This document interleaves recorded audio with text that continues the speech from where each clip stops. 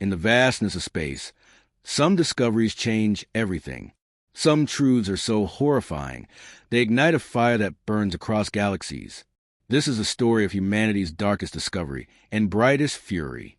The orbital platform floated in the black like a crystalline spider, its translucent arms stretching toward the infinite. They called it Gateway Prime, humanity's first permanent foothold in the greater cosmic community. Dr. Elena Vasquez pressed her palm against the cold observation glass, watching supply vessels dance between docking ports far below. 5 years. That's how long humanity had been part of the Stellar Confederation. 5 years of promises, partnerships, and carefully worded treaties. She'd imagined something grander when she'd taken this position as Earth's trade liaison. Instead, she spent her days reviewing cargo manifests and signing requisition forms. Hardly the adventure recruitment videos had promised. Dr. Vasquez? Her assistant's voice crackled through her earpiece. Director Kim needs someone to verify the incoming shipments at Bay 12. Standard protocol. Elena sighed. On my way. The cargo bay was chaos incarnate. Hovering platforms carried containers the size of houses. Aliens of every imaginable configuration shouted in languages her neural implant struggled to translate. The air smelled of ozone and something organic she couldn't identify. Elena activated her datapad, pulling up the inventory list. Agricultural supplements from New Terra, medical equipment, computational cores. Nothing unusual. Then she heard it, a sound so quiet, so easily lost in the industrial symphony around her. A whimper, a cry, something distinctly young. She looked up, scanning the controlled chaos. At first, nothing seemed wrong. Then she saw them, small figures, dozens of them, moving in synchronized lines between cargo stacks. They wore gray coveralls that hung loose on their frames, and around each neck, Elena's breath caught. Collars, metallic bands that pulsed with soft blue light, circling throats that were too young, too small, too fragile. She stepped closer, her heart hammering. The beings were children, or their equivalents. Some had crystalline skin that caught the light. Others were covered in soft down. A few had faces that were almost human, almost familiar. But their eyes, God, their eyes were empty, blank, vacant. One stumbled, dropping a container twice its size. The collar flashed red. The child, because that's what it was, Elena realized with growing horror, made no sound as it crumpled. Its body convulsed once, twice, then went still. After a moment, it rose mechanically and retrieved the container, moving like a puppet with invisible strings. "Excuse me." A voice like grinding metal spoke behind her. Elena turned to face a Skrell, one of the mantis-like species that dominated galactic commerce. Its faceted eyes reflected her face in 1,000 tiny mirrors. "This area is restricted authorized personnel only," the Skrell said. "I'm authorized," Elena replied, forcing calm into her voice. "I'm here to verify shipments. I'm curious about your workers." The Skrell tilted its triangular head. "Workers? Ah, you mean the operational units. Your species is new to the Confederation. You have not yet been briefed on the efficiency protocol." "The what?" "A practical solution to labor shortages and overpopulation simultaneously. Juvenile organisms from developing species are acquired through legal channels and optimized for various tasks. Their neuroplasticity makes them ideal for repetitive work, hazardous environment operations, and precision assembly." Elena felt bile rise in her throat. "You're enslaving children." Such primitive terminology. The Skrell's mandibles clicked with what might have been amusement. These are economic assets, properly managed. The program has existed for 8,000 standard years. It is tradition. "The collars," Elena said, her voice barely a whisper. "What do they do?" "Neural dampeners. They suppress unnecessary cognitive functions, emotion, creativity, resistance. It improves efficiency by 73%. Quite ingenious, really." Elena wanted to scream, wanted to attack this creature and tear those collars off every child in the bay. Instead, she forced herself to nod. "How many?" "Total, The Skrell made a sound like static. In this facility? Perhaps 3,000. Across Confederation space. It paused. Billions. Perhaps trillions. The exact number fluctuates with economic demand. Elena's legs nearly gave out. I see. Thank you for the information. She walked away on shaking limbs, her mind reeling. When she reached her quarters, she sealed the door and vomited into the waste disposal unit. Then she activated her quantum comm, the encrypted channel that connected directly to Earth. Her hands trembled as she began recording everything she'd witnessed. But video would be better. Evidence would be necessary. For the next 8 hours, Elena moved through Gateway Prime with a purpose that bordered on obsession. Her standard-issue scanner doubled as a high-resolution camera, and nobody questioned a trade liaison performing inspections. She documented everything. The children working in maintenance tunnels barely tall enough for them to crouch. The sleeping chambers where they were stored, no beds, just hard floors and stacked bodies. The medical wing where she watched a technician install a collar on a being that couldn't have been older than 4 standard years. The screaming that followed would haunt her forever. She found records, too. Public records. Because nobody hid what nobody thought was wrong. Species categorized by optimal application. Ages listed like equipment specifications. Prices. Market fluctuations. Projected lifespan data. Most units fail before reaching maturity. The reports listed this as acceptable operational loss. 37% mortality rate. Acceptable. Elena transmitted everything to the quantum channel, then requested an immediate meeting with Ambassador Liu, Earth's senior representative on Gateway Prime. Ambassador Catherine Liu had silver hair and eyes that had seen too much. She'd been a human rights attorney before the Confederation made contact. Now she navigated the impossible politics of representing a species everyone considered children themselves. She listened to Elena's report without interrupting, watched the videos without flinching. When Elena finished, Lou stood and walked to a window overlooking the endless dark. Are you certain? Lou asked quietly. Absolutely certain? I have hours of footage, documented testimony, public records from their own databases. Ambassador, it's real. All of it. Lou's hands clenched into fists. We need to file an immediate protest with the Confederation Council. Demand emergency hearings. Start diplomatic proceedings. They don't think it's wrong, Elena said. They've done this for thousands of years. To them, these children are property, resources. Then we make them understand, Lou said, though her voice lacked conviction. The next day, they met with Counselor Vrax, the Confederation's regional administrator. Vrax resembled a bipedal crocodile wearing ceremonial robes that probably cost more than a small ship. Lou presented everything. She spoke with passion about universal rights, the sanctity of childhood, the fundamental wrongness of slavery. She demanded immediate action. Vrax watched the videos with what might have been boredom. When Lou finished, he made a sound like a tired sigh. Ambassador Lou, Vrax said, his voice carrying the weight of assumed authority. Humanity joined the Confederation merely 5 years ago. You are, forgive my directness, infants in cosmic terms. You lack the perspective to understand the complexities of managing an economy spanning thousands of worlds. This isn't about economics, Lou said, her voice hard. This is about children being tortured. These are not children in any meaningful sense, Vrax replied. They are resources, carefully managed according to established protocols. Many species willingly contribute their excess offspring. It prevents societal instability, provides economic opportunity for struggling populations, and maintains Confederation prosperity. The system works. You're destroying them, Elena interjected, unable to stay silent. I watched a child collapse in the pain of that collar. I saw them kept in cages like animals. You observed assets being maintained according to standard protocols, Vrax said coldly. I understand this seems unusual to your species, but it is law. It is tradition. It is simply the way things are done.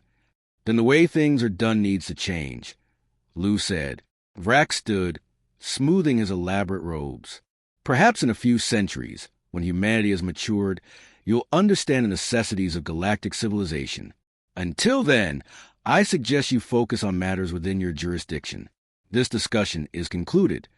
He left them sitting in stunned silence. "They don't care," Elena whispered. "They truly don't care." Lou looked like she'd aged a decade in minutes. "We're sending everything to Earth. Every piece of evidence, every recording. Then we let the people decide what happens next." The quantum transmission reached Earth 17 hours later. It arrived first at the Global Unity Council headquarters in Geneva, where it was immediately classified and distributed to every major government on the planet. Then someone leaked it. Within 2 hours, every screen on Earth displayed the same images.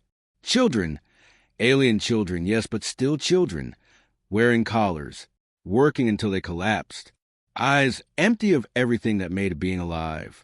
The reaction was not what anyone expected. There were no protests, no riots, no angry demonstrations. Humanity went silent. From megacities to remote villages, from military installations to orbital colonies, people watched in absolute stillness. They watched, and something cold and terrible crystallized in the human heart. Parents looked at their own children and imagined collars around their necks. Teachers thought of their students being taken. Soldiers remembered every oath they'd ever sworn to protect the innocent.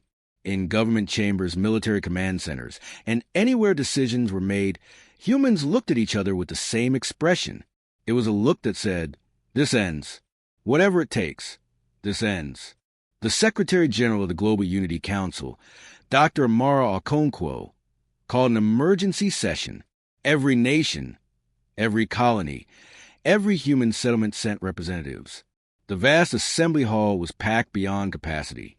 The vote was unanimous. Earth would demand immediate liberation of every enslaved being in the Confederation. If that demand was refused, Earth would go to war. It didn't matter that humanity controlled only 4 colonized systems, while Confederation spanned 10,000 worlds. It didn't matter that the combined Confederation military had existed since before humans discovered agriculture. It didn't matter that humanity would almost certainly lose. Some things were worth fighting for.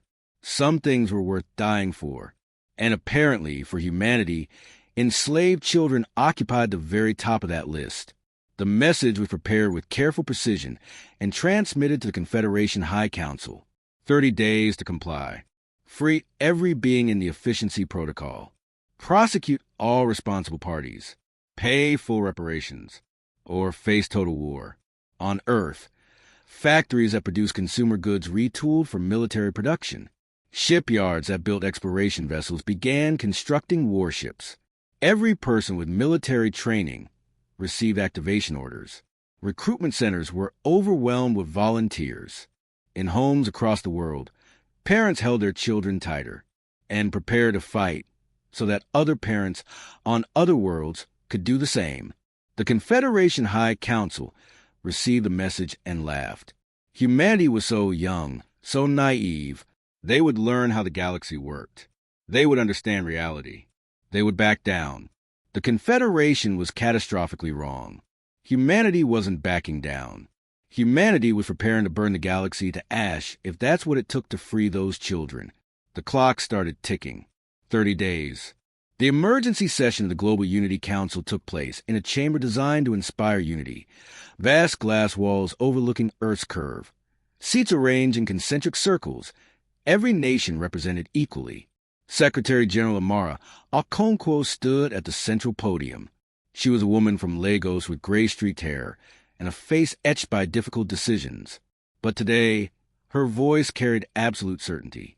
"We have verified the evidence through multiple independent sources," Okonkwo said. "The Stellar Confederation, the organization we joined 5 years ago with hope and optimism, is built upon the systematic enslavement of billions of sentient children. Not hundreds, not thousands, billions, for thousands of years." The chamber was silent, except for her voice. The Confederation claims this is tradition, economics, cultural necessity. They tell us we're too young to understand. They are wrong. We understand perfectly. This is slavery. This is torture. This is evil. She paused. her eyes sweeping across every delegate present. I am activating the quantum link to the Confederation High Council. What I say next, I say on behalf of every human being. Technicians worked swiftly. A massive holographic display materialized, showing the 13 members of Confederation High Council seated in their grand chamber light years away. They looked curious, perhaps slightly annoyed at the interruption. High Counselor Vrax, the same reptilian being who had dismissed Ambassador Liu, spoke first. Secretary General Okonkwo, this is highly irregular. What matter requires such urgency? The children, Okonkwo said simply, we demand their immediate liberation. Confused silence from the council. Then several made sounds the translators rendered as laughter. We have already addressed this concern with your diplomats, Vrax said. The efficiency protocol is a legitimate Confederation program with 8 millennia of precedent. It is not subject to negotiation, especially not with a species as young as yours. Okonkwo's expression remained unchanged. You misunderstand. This is not a negotiation. This is an ultimatum. You have 30 Earth days to comply with the following demands. 1. Immediate liberation of all beings in the protocol. 2. Full reparations to every victim. 3. Prosecution of everyone involved, from guards to council members. 4. Permanent constitutional prohibition of such programs. The council erupted in noise. Counselors talked over each other, making sounds of outrage and disbelief. Vrax raised a clawed hand for silence. And if we refuse these absurd demands, then we go to war, Okonkwo said. Total war. We will not stop until every child is free or until humanity is extinct. Those are the only 2 outcomes. Now the laughter was genuine, rolling through the council chamber like thunder. A counselor resembling a floating mass of tentacles spoke, its voice bubbling through the translator. War? You control 4 systems. We control 10,000. You have perhaps 60 warships. We have fleets numbering hundreds of thousands. Your entire military couldn't conquer a single sector. You are children playing at diplomacy, Vrax added. You have no concept of war on a galactic scale. You'll be eliminated in days. Okonkwo nodded slowly. You're probably right. You could probably destroy us. But we'll make you pay a price you'll remember for the next 1,000 years. And before you destroy us, we'll free as many of those children as we possibly can. Even if it's only 1,000, even if it's only 1, it will be worth it. This is insanity, another counselor said, this one with multiple eye stalks. Over economic assets that aren't even your species? They are children, Okonkwo said, her voice dropping to ice. That is all that matters. You have 30 days. That is 29 more than you deserve. When the time expires, if even one child still wears a collar, we will consider a declaration of war. She reached forward and terminated the connection. The hologram vanished.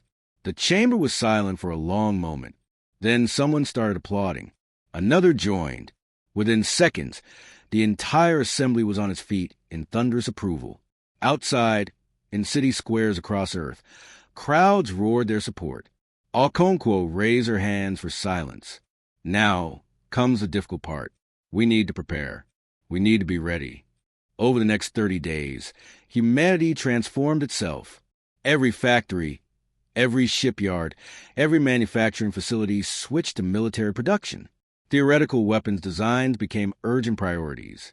Projects deemed too expensive or too dangerous were pulled from research archives and put into immediate production.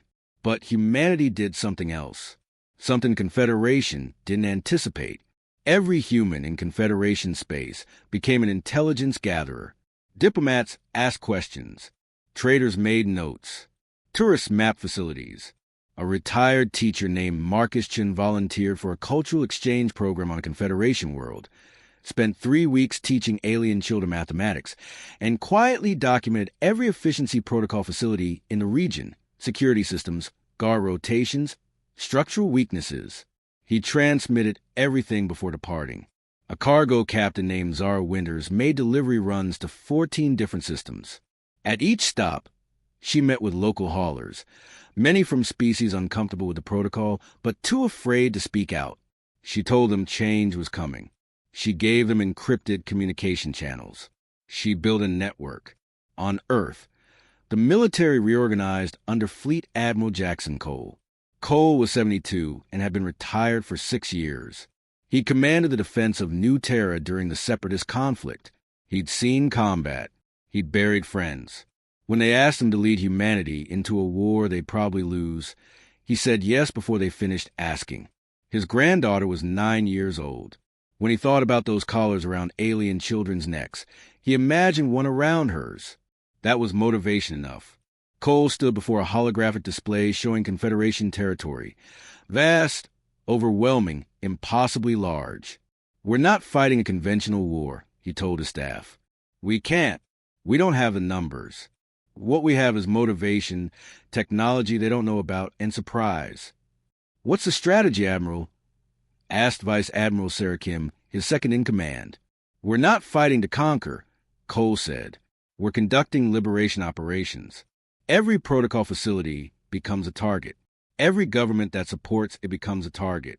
Every corporation profiting from it becomes a target. We hit everywhere at once. And we don't stop." "Admiral, that's thousands of targets," Kim said. "Then we'd better not waste time," Cole replied. In hidden facilities on Luna's far side, in shipyards buried in the Kuiper Belt, humanity built its fleet. But these weren't conventional warships. These were stealth vessels using quantum technology that bent detection around them. The Confederation's sensors wouldn't see them until it was far too late. Every ship carried supplies for months of independent operation.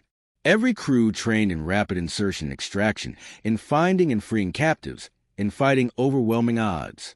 They weren't soldiers preparing for battle. They were parents preparing to rescue kidnapped children. And that made all the difference.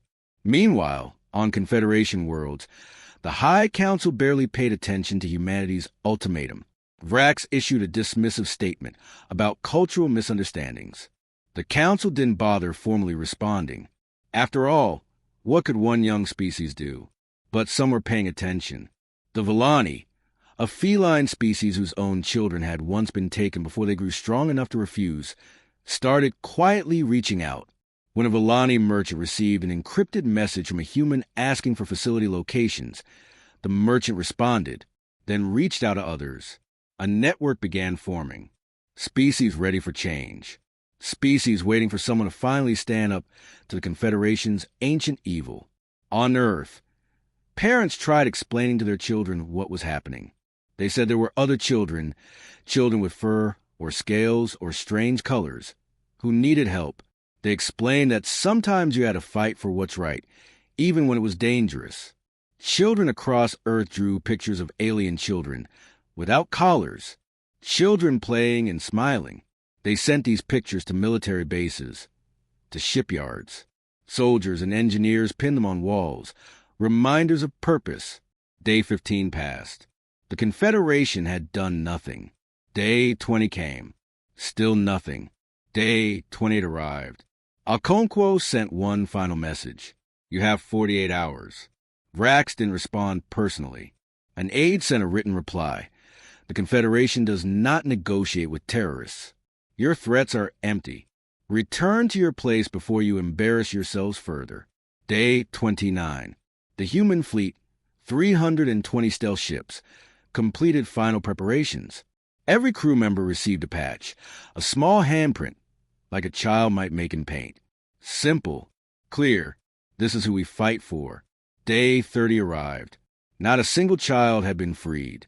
The Confederation had called humanity's bluff. Except it wasn't a bluff. Admiral Cole stood on the bridge of the flagship Unbreakable Dawn. Around him, holographic displays showed every ship in the fleet, spread across Confederation space, invisible, waiting. "Admiral," Kim said quietly, "it's time." Cole thought about his granddaughter, about every child on Earth, about the billions of alien children wearing collars. He thought about the teachers and parents and ordinary people who'd volunteered to risk everything for children they'd never met. "All ships," he said into the comm channel. "This is Admiral Cole. Operation Liberation is now active. For the children, no mercy." Across Confederation space, 320 human ships dropped their stealth fields simultaneously. They appeared in orbit around 60 different worlds, all at the same time. The Confederation's detection systems screamed to life, but by the time they understood what was happening, it was already too late. The first target was Epsilon Tertius, one of the largest protocol centers in Confederation. The galaxy was about to learn what happened when you made an enemy of humanity. Epsilon Tertius turned below the fleet like a jewel, blue oceans, green continents, pristine from orbit, beautiful, except for what was happening on the surface. Admiral Cole watched the planet on the main display. Around him, his crew worked in disciplined silence. They'd trained for months. Now it was real. Tactical report, Cole said. 29 protocol facilities identified. Vice Admiral Kim replied. 16 manufacturing, 7 mining, 6 hazardous processing. Combined population, approximately 60,000 juvenile children. Defenses, standard planetary grid, 15 orbital platforms, 83 surface batteries, garrison of 7,000 troops.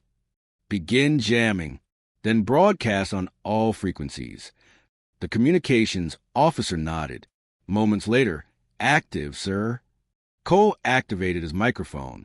His voice would be transmitted to every screen and speaker on Epsilon Tertius, in every language. People of Epsilon Tertius, this is Fleet Admiral Jackson Cole of the United Earth Defense Force. We are here for the children you have enslaved. Release every being in your custody immediately and unharmed, and we will depart in peace. Refuse, and we will take them by force. You have 10 minutes. He cut the transmission.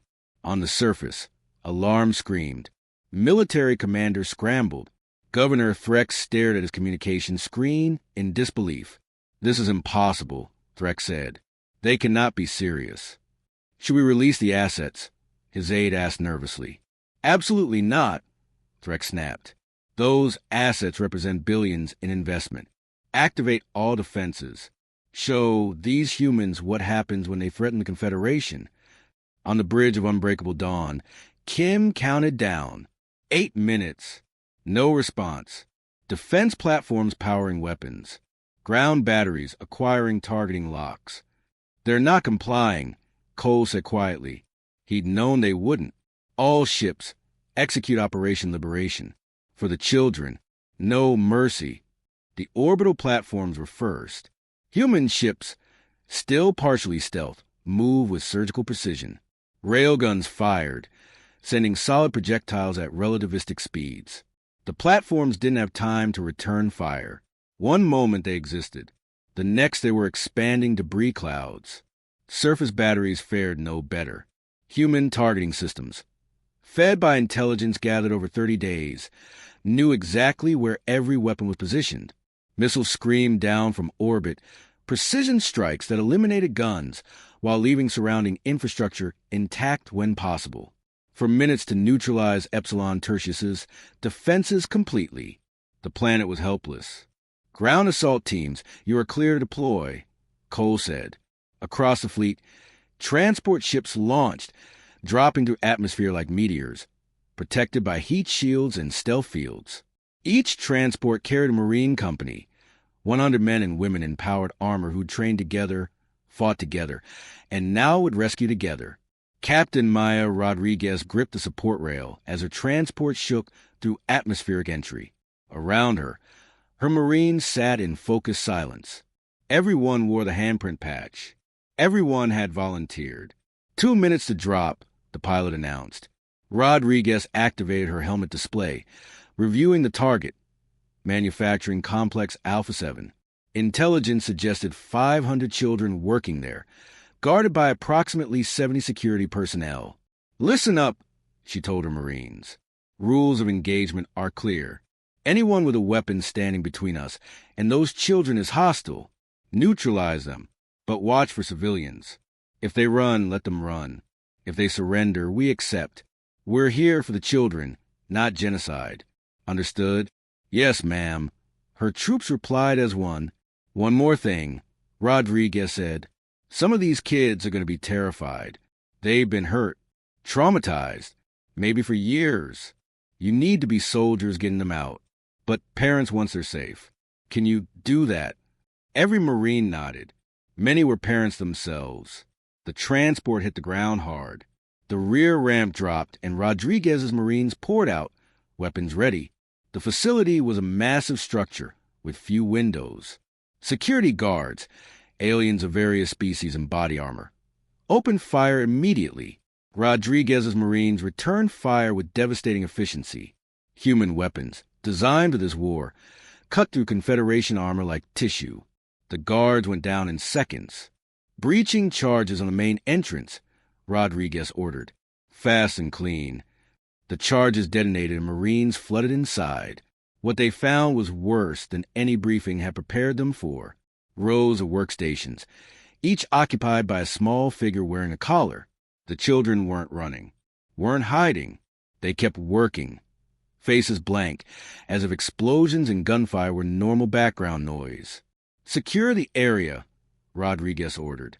Her Marines spread out, checking corners, neutralizing the few remaining guards. A facility supervisor, a Skrull similar to the one Elena had met, tried to reach an alarm panel. A Marine stunned him with a non-lethal pulse. Rodriguez approached the nearest child, a small being with crystalline skin and luminous eyes. The child didn't look up, just kept assembling circuit boards with precise movements. "Hey," Rodriguez said softly. "We're here to help. We're going to get you out." No response. The collar pulsed steadily. "Corporal Lou," Rodriguez called. "We need those collars off. All of them. Now." Lou was their tech specialist. He moved to the first child, pulling out a small device. "These neural dampeners have biometric security. I can override them, but it'll take several minutes per collar." "We don't have several minutes per collar," Rodriguez said. "We have 500 kids here and 28 more facilities to hit. Is there a master control?" "Probably in the supervisor's office, but it'll be encrypted." "Then decrypt it. Move." They found the control computer. Lou went to work, fingers flying across holographic interfaces. Meanwhile, more Marines pushed deeper into the facility. A sergeant's voice crackled over the comm. "Captain, you need to see this." Rodriguez followed him to what looked like a medical wing. Inside were beds filled with children, most unconscious, all with fresh surgical scars. They were replacing damaged parts, the sergeant said, his voice thick with barely controlled rage.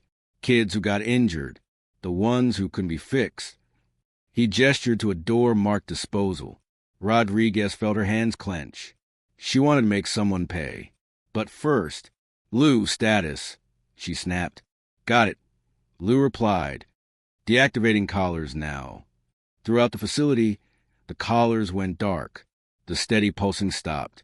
Slowly, life returned to blank faces. The crystalline child Rodriguez had spoken to suddenly gasp, like someone coming up from underwater. It looked around, confused, scared. Then it saw Rodriguez's armored form and started crying. "Hey, it's okay," Rodriguez said, removing her helmet so the child could see her face. "My name is Maya. I'm human. We're here to rescue you." "Rescue?" The child whispered in a language the translator rendered as trembling and uncertain. "Yes. You're free now. No more collars. No more work. You're going home." The child stared at her, then started crying harder, but this time with relief. It reached out, and Rodriguez pulled it into a hug, not caring that she was a Marine in combat armor. Right now, this child needed parent, and she would be one. All around the facility, children were waking up. Some cried. Some were too traumatized to show emotion, but all of them were free. "Medical teams at all locations," Rodriguez said into her comm. "We need transport for 500. Prepare trauma counselors." "Transport's inbound," came the reply. "All other facilities are secure. We're clearing the planet." The operation took 9 hours. 9 hours to hit every protocol facility on Epsilon Tertius.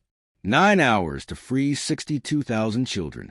The Confederation military tried to respond, but they were too slow, too unprepared. By the time their reinforcement fleet arrived, the humans were gone. Every ship had vanished into stealth, But they left a message broadcasting on every frequency. We are humanity. We came for the children. We have freed 62,000 on this world. This is only the beginning. Every facility in Confederation space is a target. Every slaver is marked. You cannot hide them. You cannot protect them. Free the children, or we will do it for you. Anyone who stands in our way will burn. 3 months into the war, the galaxy was burning. The Confederation High Council met in emergency session for the 53rd time. The chamber that once radiated dignity now felt suffocating. Another 15 worlds hit last night. Counselor Nexar reported, his multiple eyes blinking rapidly. The humans destroyed every protocol facility. They took another 120,000 children. How? Vrax demanded. How are they moving without detection? How do they know every facility location? Their stealth technology exceeds anything we possess, another counselor said. And they've had help. Multiple member species have been caught providing intelligence. Then arrest them. We have. We've arrested thousands. But for everyone we catch, dozens more take their place. The humans have inspired something in our populations. People are questioning the protocol. Vrax slammed his hand on the table. It has worked for 8,000 years. It is the foundation. It was a foundation. Nexar interrupted quietly. Counselor, we must face reality. The humans have freed over 4 million children in 3 months. They've destroyed infrastructure worth trillions. Our military cannot stop them. Then our military is incompetent. Our military is fighting an enemy they cannot see, who strikes everywhere simultaneously, who seems to know our movements before we make them. This is not conventional war. The humans don't want territory. They only want the children, and they are extraordinarily effective at taking them.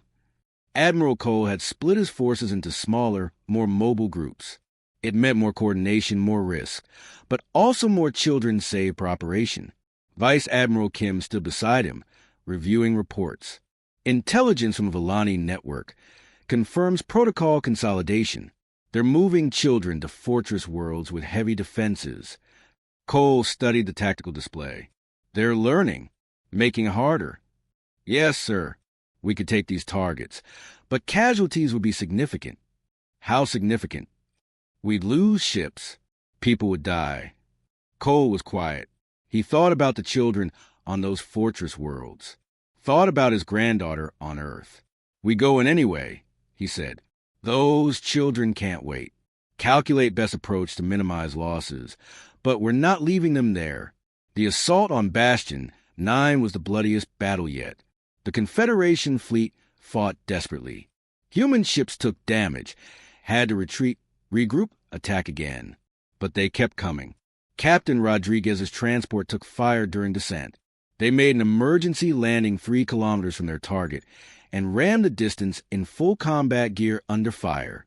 The facility was underground, built like a vault.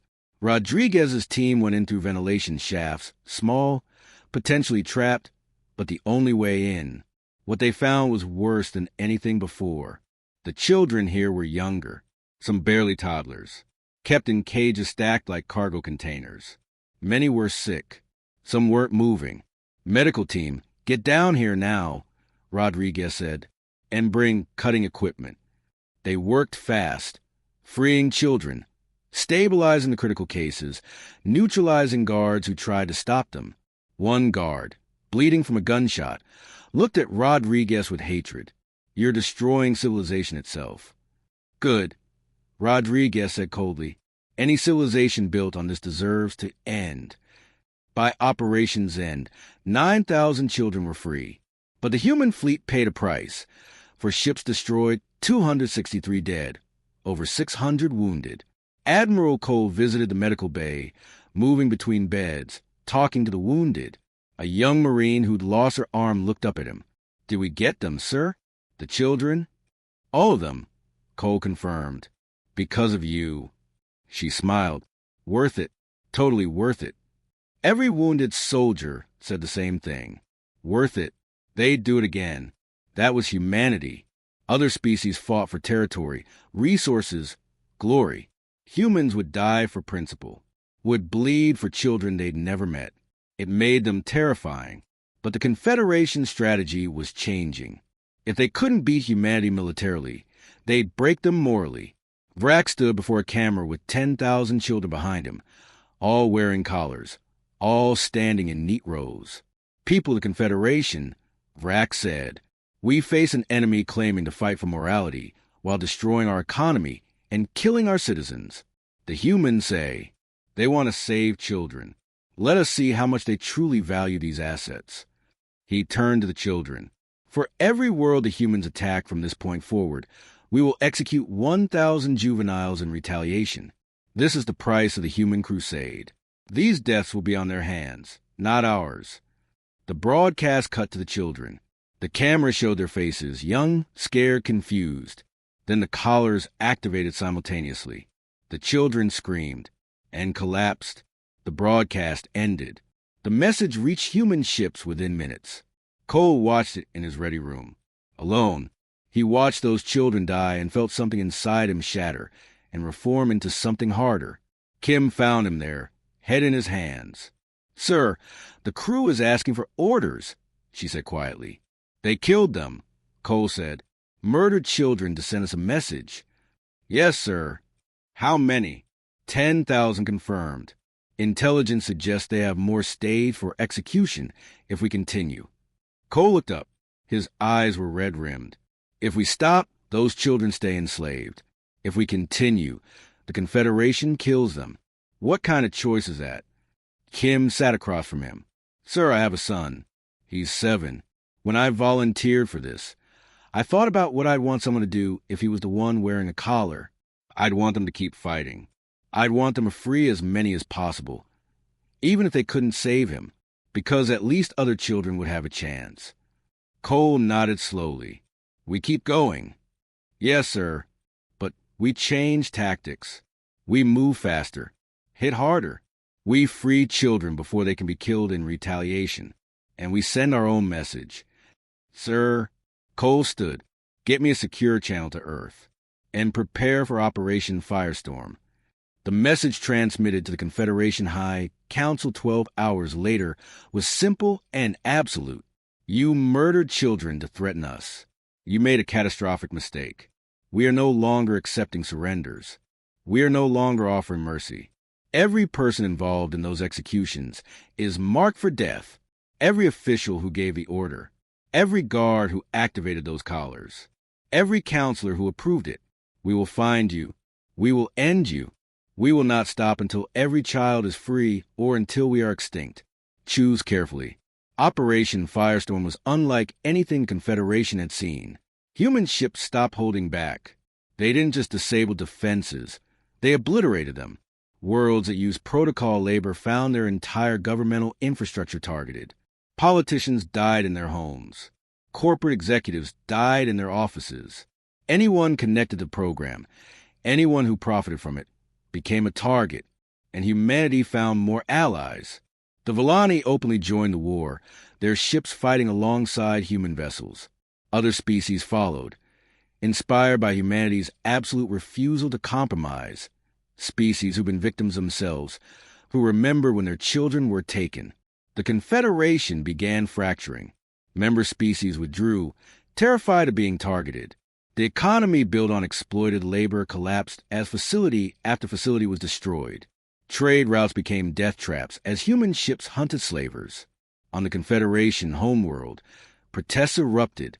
Citizens who'd never questioned the protocol suddenly saw it for what it was. Millions took to the streets demanding change. The High Council tried suppressing the protests. It was too late. The galaxy had seen the videos humanity distributed. The conditions children were kept in, the executions, the humans fighting and dying to free children that weren't even their species. People started asking questions. Why did they need child slaves? Why had they accepted this? Why were humans the only ones willing to fight? For months into the war, the Confederation controlled less than half its original territory. 800 worlds lost a rebellion or withdrawal. Their military was exhausted. Their economy was ruined. And 4.2 million children were free. In a transport ship carrying rescued children to their homeworlds, Captain Rodriguez sat with a small being named Kira, a crystalline child she'd rescued on Epsilon Tertius. Kira was healthier now, gaining weight, learned to smile more easily. They'd found her family. She was going home soon. Maya, Kira said, why do humans care so much? We're not your people. Rodriguez thought about all the Marines in medical bays, all the volunteers on Earth, all the parents who donated everything they had, the 263 who died. There's a human saying, Rodriguez said, it takes a village to raise a child. We believe all children belong to all of us. Your pain is our pain. Your freedom is our responsibility. That's just who we are. But you're getting hurt, Kira said. People are dying. Yes, Rodriguez agreed. But that's okay, because you're worth it. Every single child is worth it. Kira hugged her tightly. When I grow up, I want to be like you. I want to help children, too. Rodriguez hugged her back, tears on her cheeks. Then we've already won. Because that's what this is about, making a better galaxy for all of you. On the bridge of Unbreakable Dawn, Admiral Cole studied the star map. Red dots marking protocol facilities disappeared one by one, but there were still so many left. Sir, Kim said, we're receiving a transmission from Confederation High Council. They're requesting negotiations. Cole smiled grimly. Tell them we have one negotiating position. Free every child. Prosecute every slaver. Or we keep burning worlds. Those are the only terms. Yes, sir. The galaxy was burning, but from the ashes, something better was being born. A galaxy where children of every species would be protected, where slavery was unthinkable, where humanity's fury had taught everyone a lesson they'd never forget. Some lines cannot be crossed. Some evils cannot be tolerated. And if you hurt a child, humanity will come for you with fire and vengeance that will not stop until you are ash. 1 year after the war began, the Confederation High Council sent their formal surrender. It arrived on a simple data chip, delivered by a Villani diplomat who'd been negotiating between both sides. The chip contained a document signed by every remaining counselor, accepting every one of humanity's demands without modification. Admiral Cole read it in his ready room, Kim standing beside him. They're surrendering everything, Kim said. Complete liberation, full reparations, war crime tribunals with human oversight, dissolution of the protocol with constitutional amendments. Not surrendering, Cole corrected. Acknowledging reality. We took everything. They're just making it official. He was right. Over the past year, human forces had freed 4.2 million children from over 1,000 worlds. They destroyed the Confederation's economy, fractured their government, inspire rebellions across half the galaxy. The Confederation wasn't surrendering out of generosity. They had no other choice. What now, sir? Kim asked. Now we make sure it sticks, Cole said. We don't leave until every child is free, every facility is destroyed, every slaver faces justice. And then we stay to ensure it never happens again. The formal surrender ceremony took place on Gateway Prime, where Dr. Elena Vasquez had first discovered the truth, fitting, somehow, to end where it began. Secretary General Okonkwo represented humanity, along with Admiral Cole and delegates from Earth. The Confederation sent what remained of their High Council, defeated, diminished, old. Vrax, who dismissed humanity's first ultimatum, looked like he'd aged centuries. His scales were dull, his eyes tired. He read the surrender terms aloud, voice empty. The Confederation hereby acknowledges all demands made by the United Earth Defense Force. All juveniles in the Efficiency Protocol, hereby recognized as children with full sentient rights, will be immediately released. All facilities will be permanently closed. All individuals involved will face trial. Full reparations will be paid. The practice is abolished with constitutional amendments preventing reinstatement. He looked directly at Okonkwo. We surrender unconditionally. May history judge us harshly for what we've done and what it took to make us stop. Okonkwo accepted without gloating. This wasn't victory to celebrate. Too many had died. Too many children had suffered. The surrender is accepted, Okonkwo said.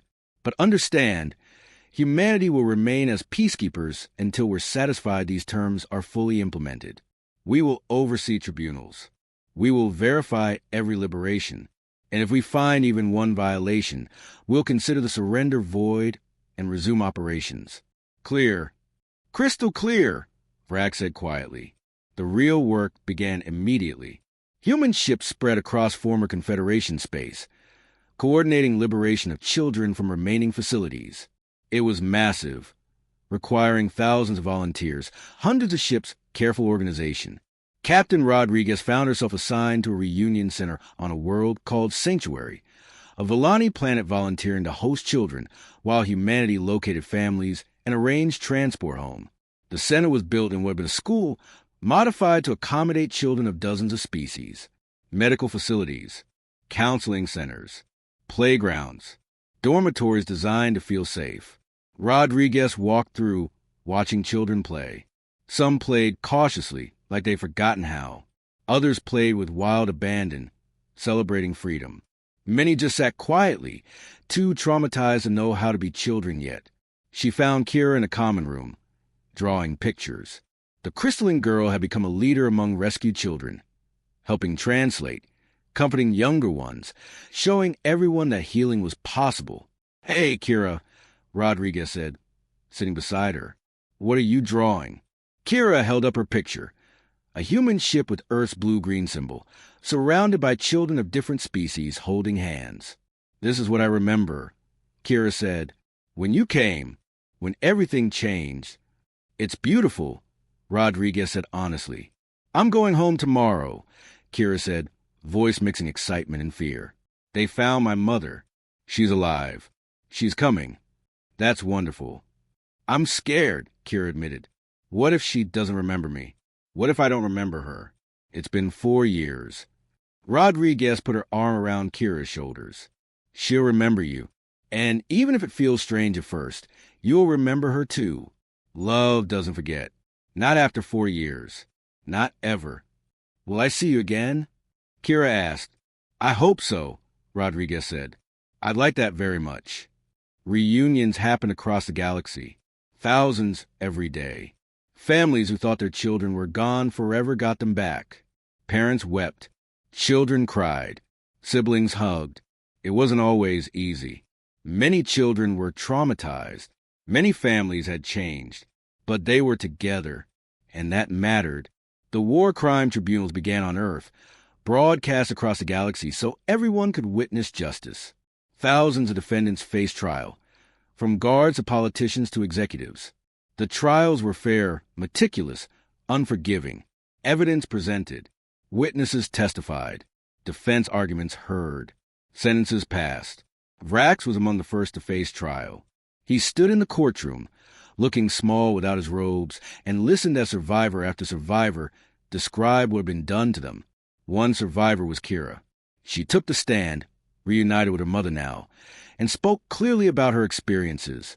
The collar, the work, the pain, the day the humans came, and everything changed. When she finished, she looked directly at Vrax. "You told the humans they were too young to understand. But they understood the only thing that mattered. That we are children. That we deserve safety. That was all they needed to know." Vrax was sentenced to life imprisonment, along with most of the High Council. Others received shorter sentences or execution, depending on their crimes. The galaxy watched it all, learning there would be consequences. But humanity didn't just punish. They built. The Galactic Children Protection Accord was established, a new organization with human leadership and representatives from dozens of species. Mission: ensure this could never happen again. Protect all children everywhere. Human ships patrol former Confederation space, now renamed the Free Worlds Coalition. They responded to any reports of child abuse, any hints someone might restart the protocol. Their presence was reminder, promise, and threat all at once. Earth itself transformed. The planet known as young and naive suddenly became the moral center of the galaxy. Aliens came to study human culture, to understand why humans have been willing to fight for children not their own. Schools taught about the war, about the 4.2 million freed. about the 1,347 humans who died making it happen, about Dr. Elena Vasquez, whose discovery started everything, Admiral Cole, who led them to victory, Captain Rodriguez, and thousands of others who risked everything for strangers. And they learned why. Because humans believed all children belonged to everyone, that protecting the young is everyone's responsibility, that some things are worth dying for. 10 years after the war, the galaxy was unrecognizable. The Free Worlds Coalition had established laws protecting children across all member worlds. Education mandatory, child labor legal, regular inspections ensured compliance, and humanity enforced it with quiet, determined vigilance.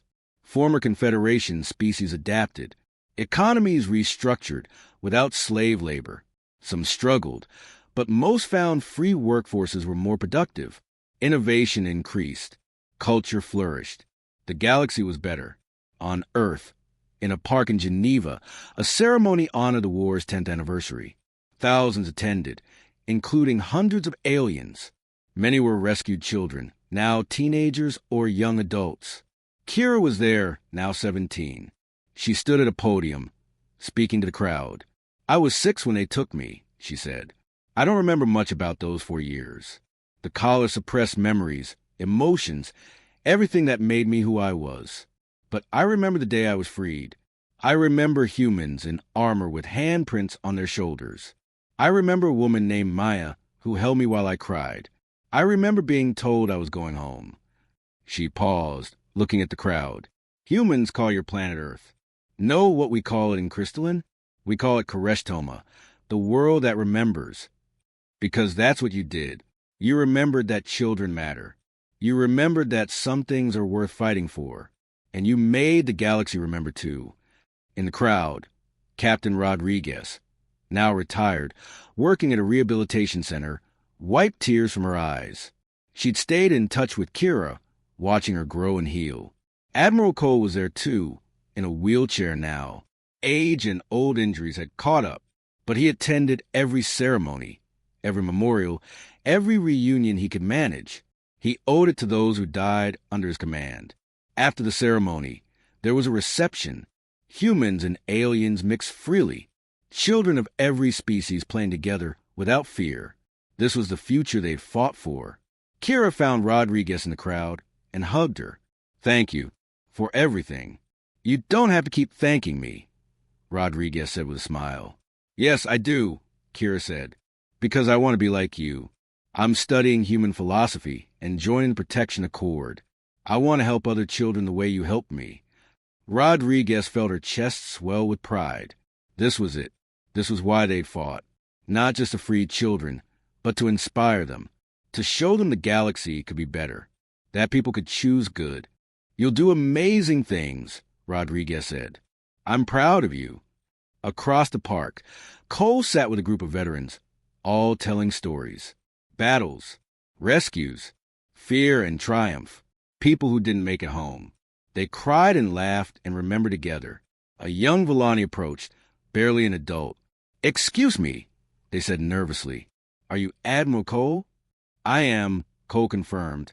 "I wanted to thank you. My younger sister was in one of the facilities you liberated. She's alive because of you." Cole shook his head. "She's alive because thousands of people decided she mattered. I just had the honor of leading them." Still, the Villani said, "Thank you. We won't forget what humanity did." Cole smiled. "Just make sure the next generation knows. Make sure they understand why we fought. Not for glory or conquest, because it was right.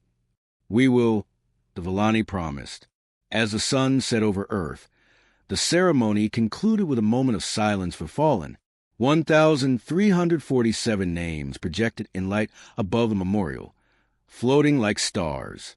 Each name was a person. Each person had a story. Each story mattered.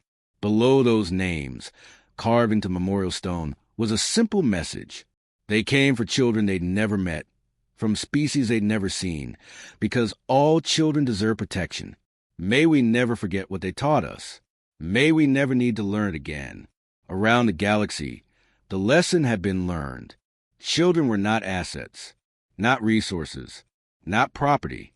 They were children deserving safety, love, freedom, and anyone who forgot that lesson would face humanity's wrath. New species making first contact were told the story. They learned about the war, about the humans who changed everything. They learned to protect their young, because humanity was watching, always watching.